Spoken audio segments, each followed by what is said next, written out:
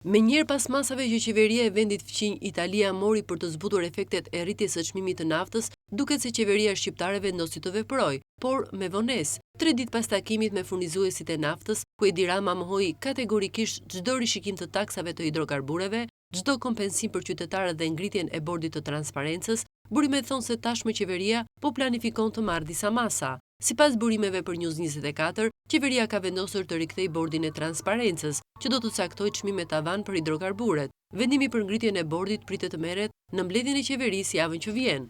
Ndërkohë, në një mbledhje të zhvilluar vonë në mbrëmjen e 19 marsit, qeveria vendosi të ulë akcizën me 20%, nga 38.8 lekë për litër aktualisht. Ndryshimi i qëndrimit të qeverisë që nga refuzimi fillestar për të ngritur bordin e transparencës deri te vendimi për ta rikthyer erdhi pas rritjes së çmimit të naftës deri në 217 lekë litri brenda 24 orëve. Në mbledhjen e qeverisë janë përcaktuar edhe marzhet e fitimit për furnitorët e naftës, 3 lekë për tregtin me shumicë dhe 12 lekë për tregtin me pakicë. Në takimin me grosistët, përfaqësuesit e qeverisë argumentuan se rikthimi i bordit të transparencës nuk ishte i nevojshëm, pasi që nga përshkallëzimi i konfliktit në lindjen e mesme, rritja e çmimit ishte konsideruar e moderuar. Ndërkohë, kërkesa për rishikimin e taksave u bë nga Konfindustria, duke vënë duke se çdo litër nafte mbart 4 taksa: akcizën, TVSH-n, taksën e karbonit dhe taksën e qarkullimit. Për herë të parë, bordi i transparencës u ngrit gjatë krizës së luftës në Ukrainë në vitin 2022, duke vendosur çmim tavan për naftën dhe nën produktet e saj, për të frenuar abuzimet nga tregtarët e hidrokarbureve.